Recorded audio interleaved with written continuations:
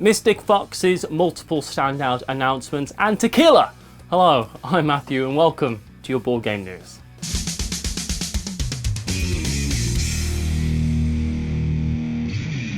Alright, who had Space Bees for the latest Stonemaier Games release? Space Bees? Anyone? I know that I had anthropomorphic cage fighting, I think. So, yes.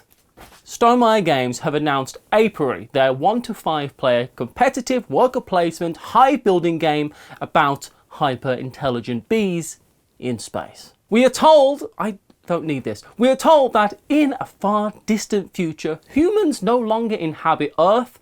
I did call that one, honestly.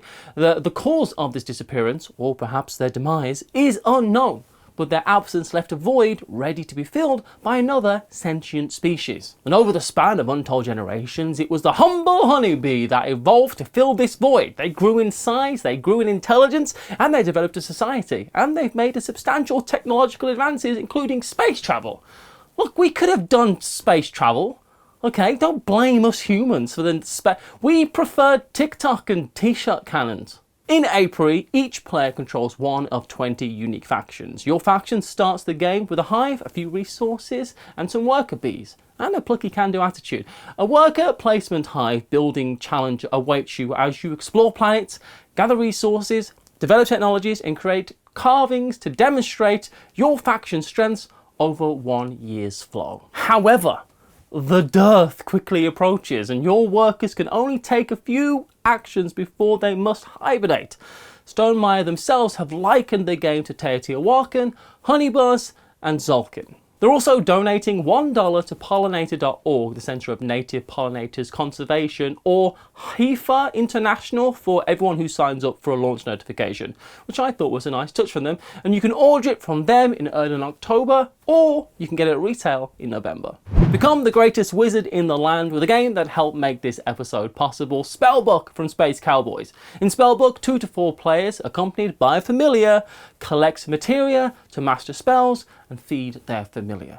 Early in the game, sparring spell weavers call upon early drawn sets of spells, but soon the wily wizards can start creating their own spell combinations which give an effect that lasts the rest of the game. With more than 2,100 spell combinations available, the more ingenious the combo, the more powerful the effect. And act quickly to use your powers early, or wait to unleash them at full strength. Your path to victory is full of choices and combined tactics. Spellbook becomes available on September 29th, so follow the link in this video's description for more information and to find it online and at your friendly local game store when it materializes.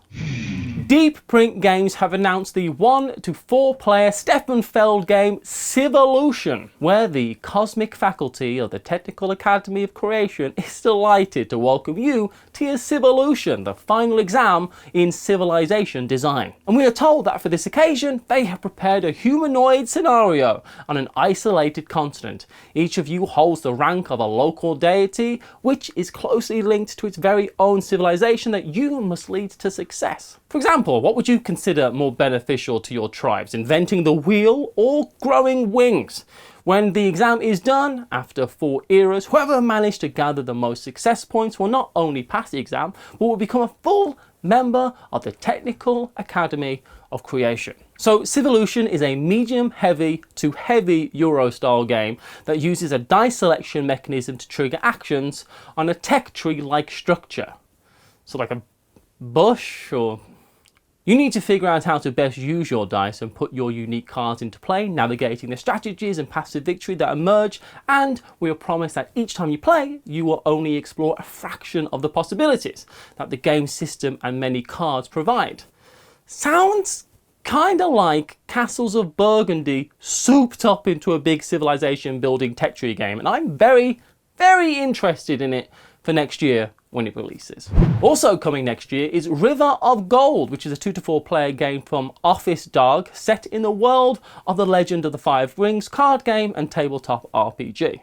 Players take on the roles of river merchants allied with legendary samurai clans, each vying to exploit the river to earn wealth, glory and wisdom. You can invest in developing ports, markets and shrines, or you could rely upon sailing the river of gold, growing your wealth and influence through delivering contacts, visiting the nobility and garnering some of that sweet, sweet divine favour to make it through tougher times. Gosh, this game looks pretty beautiful, and we are promised that the gameplay is fast and clever with minimal downtime, and all in all a worker placement game that plays in just 1 hour that we could be playing sometime next year. Talking about games that look beautiful, next we have Tequila, a 1 to 4 player roll and write coming from Primogenio, with copies releasing at Essen Spiel in a few days. Welcome to the land of the blue agave, where the town of Tequila in Jalisco, Mexico reigns supreme as the internationally recognized home of the famous drink. In Tequila, you'll compete to become the top producer of this coveted drink by managing your very own tequila farm, its fields, and its resources. Over 8 rounds, players will need to earn prestige points by managing their tequila farms and agave fields. In each round, you'll need to use your actions they provide to place fences in the fields, to gather resources, or construct new buildings to expand your farms, while also taking actions to sell your products at the city market, or hopefully produce different varieties of tequila as long as they have the necessary buildings. This looks great. Looks like a mid-weight farming Euro in a roll and write form, and I will be trying this at Essen, guaranteed. Phalanx have announced something coming later this year that honestly I'm very excited about, and it's their new 2-player game, A Very Civil Whist. I think you just call it whist, which is what I used to call it when I was growing up on holidays in Wales in the caravan. But for the sake of this, I will be calling it whist. This is a historical board game that puts you in the middle of one of the most turbulent periods of English history. You'll play as either the royalists or the parliamentarians, 2 opposing factions vying for political, economic and religious control of England. Okay, yes, so far sounds very phalanxy, but it's all based on the classic card game German whist, but obviously with a few twists. Side note, German whist was invented in Britain in the late 1800s, so I have news and interesting facts here on this show. Tell your friends. You'll be able to play with leaders and assets that represent key actors of the First English Civil War in what looks to be, at its core, a conflict-driven, trick-taking,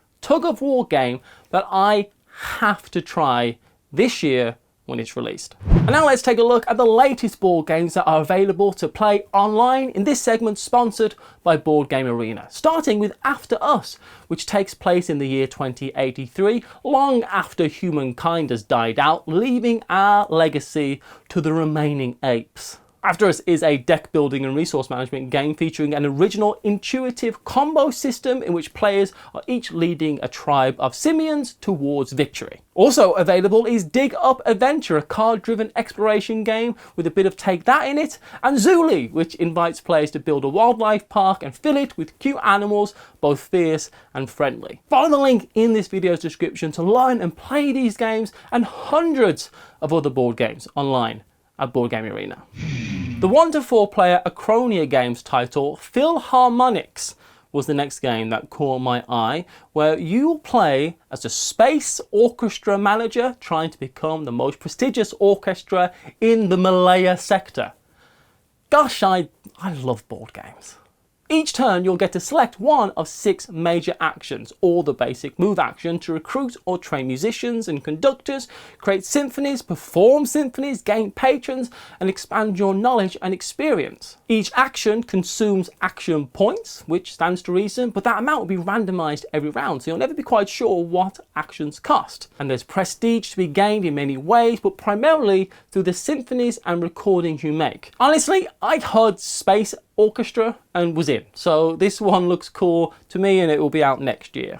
Flat Out Games are once again pairing with artist Beth Sobel and are bringing us the 1 to 4 player Nocturne next year. This one is being described as a puzzly spatial bidding and set collection game of sly mystics set in a whimsical moonlit forest, all of which are things that I like. We play as fox mystics casting magic spells to collect an assortment of enchanted items as you try to decide when to cast the most powerful spells to move through the forest, most cunningly to secure the best collection. In each turn we have to decide which items are most valuable to us, or of course when to hold the other mystics back. So through 2 rounds, Twilight and Moonlight, us players compete to collect the strongest sets of magical items like firebird feathers, creature skulls, glowing mushrooms, mysterious eggs and rare herbs, and these items have value when collected in specific sets, but can also be combined to fulfill recipes needed for concoctions, scoring you even more prestige. I don't know what a lot of that means, but it does sound whimsical. The setup of the forest grid, along with the concoction cards and special player abilities in each game, we are told will provide great variability, so that no 2 games will be the same, with different spatial goals and situations necessitating different strategies and tactics to outwit your opponents in what they are calling a highly interactive and unique spatial bidding game. To be honest, I just heard new puzzly game from Flat Out Games, and that was enough for me, with Calico, Cascadia and Verdant fit to print, all coming before it. I trust them to make a game that I'll like. And you can trust me, which is, you know, something that trustworthy people say, to send you along your Watch It Played adventure over to the games on our personal radars this month, as well as the continuation of a narrative decision, frankly, gone too far. And I'll see you over there. Bye.